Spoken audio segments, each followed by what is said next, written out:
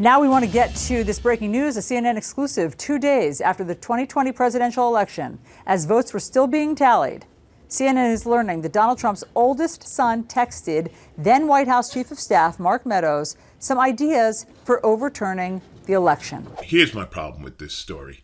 We can't start giving Donald Trump credit for coming up with ideas. Come on, this is the cokehead. Okay, I don't know that he does cocaine, but I will tell you that long ago, I was an addict, I did cocaine, and he sure looks like someone who does cocaine, or maybe his gums are really tasty and he likes chewing them. Donald Trump Jr., the plot, no. Ivanka Trump, yeah, I'd believe that. If you said Ivanka Trump was involved, Ivanka Trump was sending texts right after the election about how to overthrow the election results, absolutely I could buy that. Donald Trump Jr. is somewhere sitting in a bunker with a bunch of guns, tweeting out videos, dreaming of being a Proud Boy.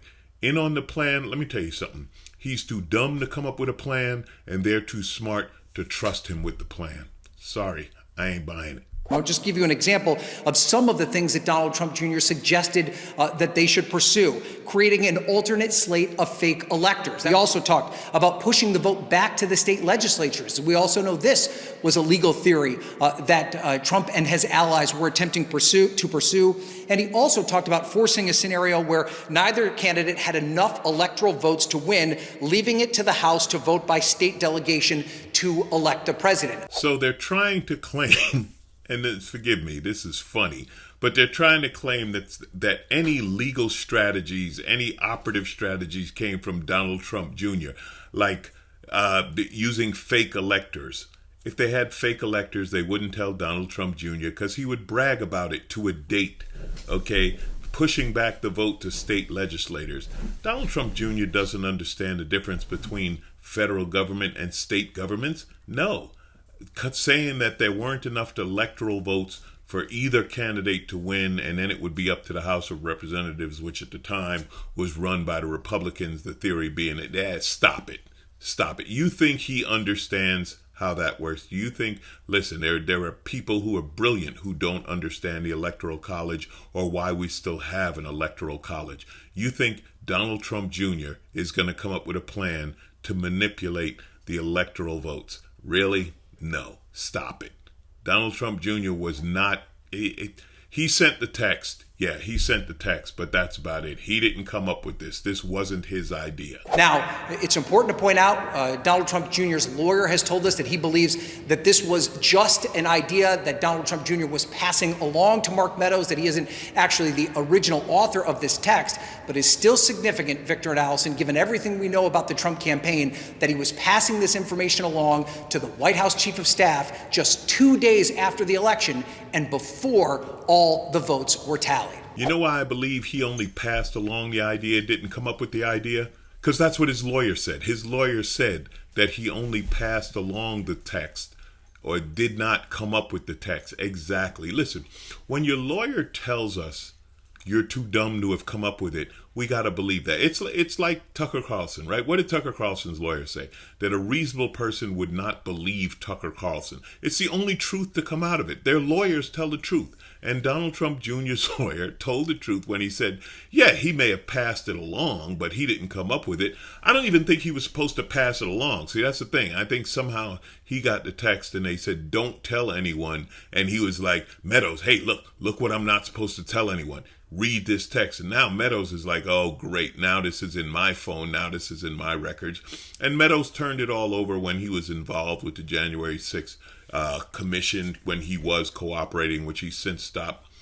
The January 6th commission is another thing that I'm looking at it as a joke. You know why? Because January 6th was a long time ago, and the midterms are coming up fast.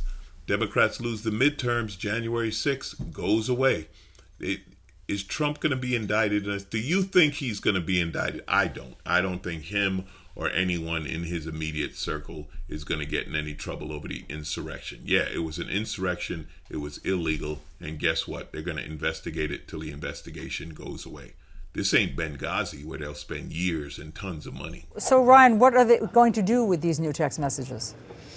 Well, it's important to point out where this text message came from, right, Victor and Allison? This is part of that tranche of emails that Mark Meadows handed over to the committee during that short period of time when he was cooperating with the committee. So we already know that this is an important part of their investigation, that they're using this information that Mark Meadows had provided them to build the case as to how the attempts to subvert the will of the voters between Election Day and January 6th was part of what fomented the anger and the violence that took place here on January 6th. They're also making a big deal of the date November 5th, saying that although the Trump people claimed they didn't know the election was done and that the electoral votes were still being counted, et cetera, that they knew they lost. Well, I know they knew they lost. You know how? You know how I know they knew they lost? Because Fox News said they lost. When your own propaganda station tells you that you lost the election, guess what? You lost the election. And I do believe that on November 5th, that the people in the Trump administration and in his inner circle, whatever you want to call this group, was trying to come up with a way to flip the election, to throw out the results, maybe even trying to bully Pence into not certifying the election, whatever. That I believe. I just don't believe Donald Trump Jr. was involved. They wouldn't let Donald Trump Jr. be involved. Donald Trump Jr. hasn't been called to the January 6th investigation committee because he had no official role in the campaign, okay? No official role in the campaign. No official role in the administration. Again, Ivanka, definitely involved. Definitely knew what was going on. Donald Trump Jr., no, they sent him to the bunker. Stop it with all this. If you're going to investigate, if you're going to indict, if this committee's going to do something, do it. But quit wasting time with these gossip and rumors and stories that, I'm sorry, doesn't mean anything. Donald Trump Jr. knew about it. Yeah, so what?